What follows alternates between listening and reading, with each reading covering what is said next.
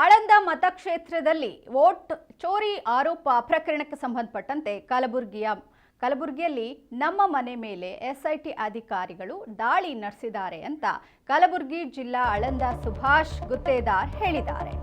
ಯಾವುದೇ ಮತಗಳವು ಮಾಡಿಲ್ಲ, ಅದು ನಮಗೆ ಗೊತ್ತಿಲ್ಲ.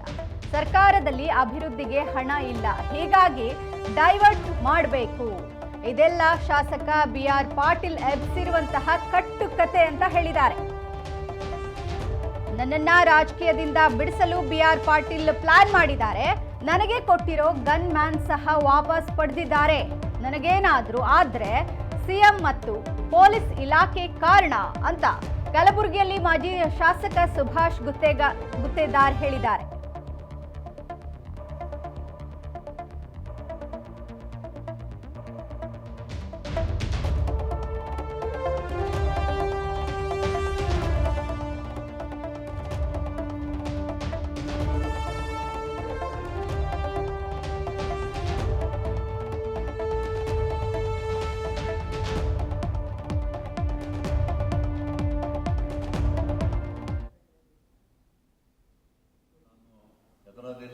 ನನಗೂ ಕೂಡ ಏನೇ ಆದ್ರೂ ಕೂಡ ಇವತ್ತು ಕಾಂಗ್ರೆಸ್ ಇವತ್ತು ಮುಖ್ಯಮಂತ್ರಿ ಸಿದ್ದರಾಮಯ್ಯ ಆಗಲಿ, ಇವತ್ತು ಡಿಪಾರ್ಟ್ಮೆಂಟ್ ಇವತ್ತು ಪೊಲೀಸ್ ಡಿಪಾರ್ಟ್ಮೆಂಟ್ ಆಗಲಿ ಅವರೇ ಹೊಣೆಯ ತನಿಖೆಯಿಂದ ಇವತ್ತು ನಾನು ಹೇಳಬಯಸ್ತೀನಿ.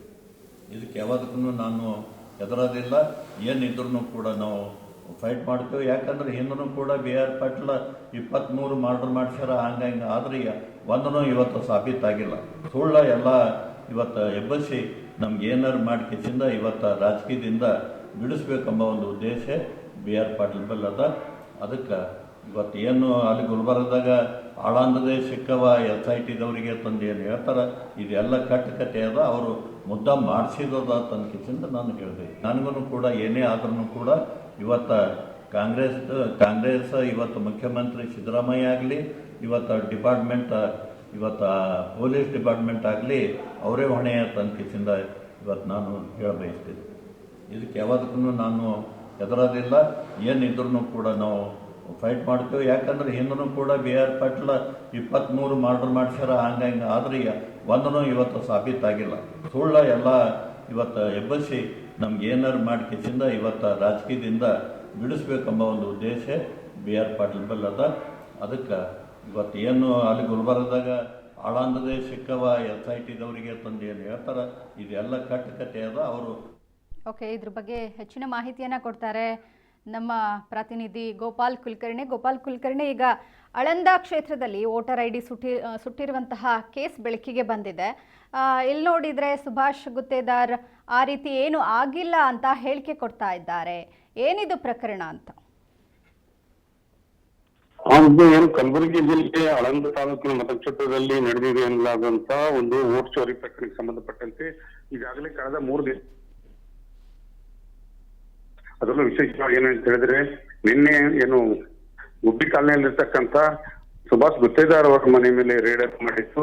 ಅದಾದ ನಂತರ ಅವರ ಖಾಸಗಿ ಒಡೆತನದ ಒಂದು ಬಾರ್ ಶಾಪ್ ಕೂಡ ಒಂದು ರೇಡ್ ಅನ್ನು ಮಾಡಿತ್ತು. ಸೊ ಹೀಗಾಗಿ ಕಳೆದ 3 ದಿನಗಳಿಂದ ಕಂಪ್ಲೀಟ್ ಆದಂತ ಏನು ತನಿಖೆ ಇದು ರೇಡ್ ನಡೀತಾ ಇದೆ. ಇದಕ್ಕೆ ಸಂಬಂಧಪಟ್ಟಂತೆ ನಿನ್ನೆ ನಡೆದಂತ ಬೆಳವಣಿಗೆ ಅಂದ್ರೆ ಒಂದ್ ಕಡೆ ಕಲಬುರಗಿಯ ಗುಬ್ಬಿ ಕಾಲನಿ ರೇಡ್ ಆಗ್ತಿದ್ದಂತೆ ಆ ಕಡೆ ಏನು ಆಳಂದದಲ್ಲಿ ಕೂಡ ಏನಂತ ಹೇಳಿದ್ರೆ ಕೆಲವು ದಾಖಲಾತಿಗಳನ್ನ ಸುಟ್ಟಿದ್ದಾರೆ ಅನ್ನೋ ಮಾತು ಕೂಡ ಕೇಳಿ ಬರ್ತಾ ಇದೆ.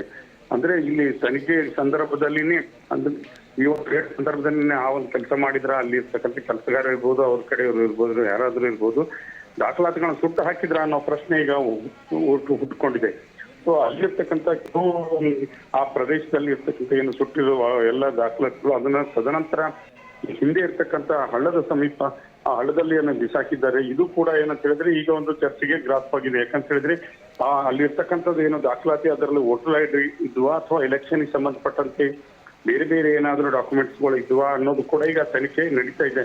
ಸೊ ಹೀಗಾಗಿ ಈ ಪ್ರಕರಣದ ಒಂದು ಅಲ್ಲದೇನೆ ಕೂಡ ಮತ್ತೊಂದು ಏನು ಸಾಕ್ಷ್ಯನಾಶ ಮಾಡಿದ್ರ ಅನ್ನೋ ವಿಚಾರಕ್ಕೆ ಸಂಬಂಧಪಟ್ಟಂತೆ ಮತ್ತೊಂದು ಕೇಸ್ ದಾಖಲಾಗ್ತದ ಅನ್ನೋದು ಕೂಡ ಇಲ್ಲಿ ಎದ್ದು ಕಾಣ್ತಾ ಇದೆ. ಸೊ ಇದೆಲ್ಲ ಬೆಳವಣಿಗೆಗಳ ಮಧ್ಯೆನೆ ಸುಭಾಷ್ ಗುತ್ತೇದಾರ್ ಖುದ್ದಾಗಿ ಒಂದು ತಮ್ಮ ವಿಡಿಯೋ ಮಾಧ್ಯಮ ಹೇಳಿಕೆಯನ್ನ ಬಿಡುಗಡೆ ಮಾಡಿದ್ದಾರೆ. ಅದರಲ್ಲಿ ಪ್ರಮುಖವಾಗಿ ಅವರು ಹೇಳಿದೇನೆಂದ್ರೆ ಆಳಂದ ಶಾಸಕರಾಗಿರ್ತಕ್ಕಂಥ ಕಾಂಗ್ರೆಸ್ನ ಬಿಆರ್ ಪಾಟೀಲ್ ಅವರು ನನ್ನ ಬಗ್ಗೆ ಇಲ್ಲ ಸಲ್ಲದ ಅಂತ ಹೇಳಿದ್ರೆ ನನ್ನನ್ನು ರಾಜಕೀಯವಾಗಿ ದೂರ ಮಾಡಬೇಕು ಅನ್ನೋ ಕಾರಣಕ್ಕಾಗಿ ಈ ರೀತಿಯ ಒಂದು ಕಟ್ಟುಕತೆಯನ್ನ ನಿರ್ಮಿಸಿ ನಾನು ವೋಟ್ ಚೋರಿ ಮಾಡಿದ್ದೇನೆ ಹಾಗೆ ಅಂತ ಹೇಳಿ ಒಂದು ಆರೋಪವನ್ನು ಮಾಡ್ತಾ ಇದ್ದಾರೆ.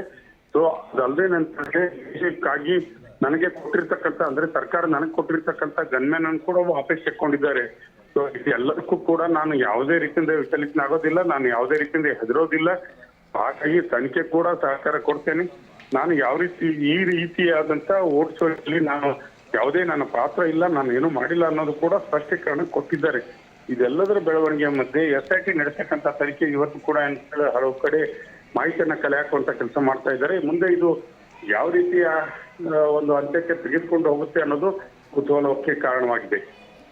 ಓಕೆ, ಧನ್ಯವಾದಗಳು ನಿಮ್ಮೆಲ್ಲ ಮಾಹಿತಿಗೆ.